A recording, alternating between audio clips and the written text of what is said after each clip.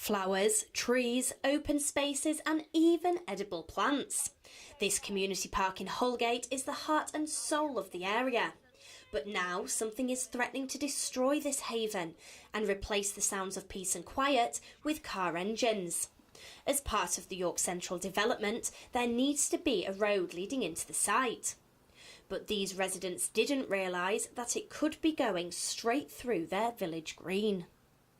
Early last year, in January 2016, there was a consultation that showed, without any other sort of asking for public views, there was a road that was going to come up Wilton Rise, past quite close to properties and up through this garden here, so destroying a garden. But that was the first, as residents, that we heard of it being sort of made public. So we didn't feel that was right.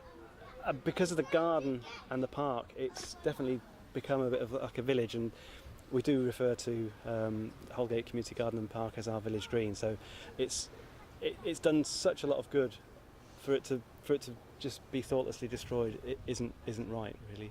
But not because we're against the road doesn't mean that we're against York Central. That isn't the case. We know that York Central is going to be developed and a road is needed. It's just that we take issue with the way in which the partnership are going about the consultation process and the options that they've got in contention. And now we've got 3 options, 2 of which are quite devastating on green space. So what we're left with is the best of a bad bunch, really.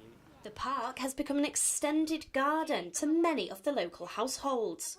So why is this green space so special? It's important to me, obviously, as a person, for me and my family to use it. It's great for our well-being, but also as a community person, I see it as an important place for the community to come together. We use it, like today we're using it recreationally, our kids are playing, but we also use it for events. For me, it's an essential space and a well-loved, well-used space. We looked after some of the play equipment and did lots of weeding and cleared the beds, ready for the community to come in and do an initial planting session. And that was 4 years ago, and so today, the herbs in the herb bed, they're still thriving there, and currant bushes and things, and we've just slowly been, as and when we can get dribs and drabs of funding, have been investing our time and energy and plants into the garden.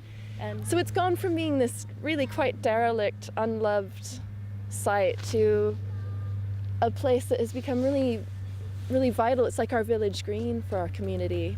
I think actually the biggest loss for me would be the community that has grown around the project. So it's very special to be able to come to a place, and if the weather's anything like, to count on meeting neighbours. To say you're feeling lonely maybe, or just thinking, oh, we've got half an hour before, I don't know, making the next meal. Let's go get a breath of fresh air and see who's at the park.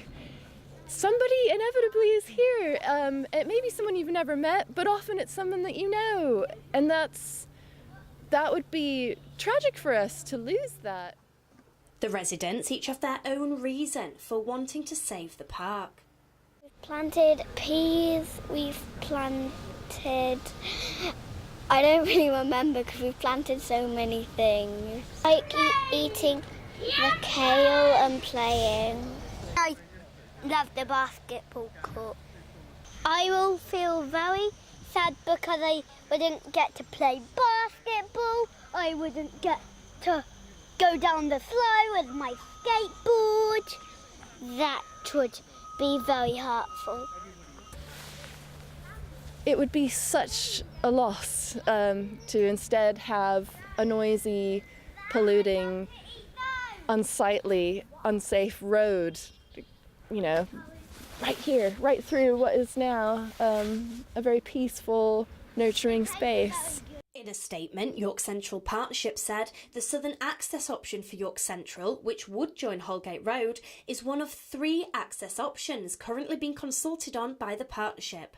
All 3 routes being consulted on are viable, and there is not a single preferred option. They added that the purpose of the consultation is to outline the possible impacts of all 3 options to help York residents better understand the decision-making process and the timeline for the development, and to be able to have their say. We are particularly interested in finding out what they feel the impact will be on the community of each option. The views and opinions shared as part of this consultation will form part of the decision-making process to identify a preferred option, and we would encourage all residents to take part. So it is not yet known what the fate of this beloved park will be until the consultation process is over. But one thing is certain, it would be missed. Abby Walker, That's TV.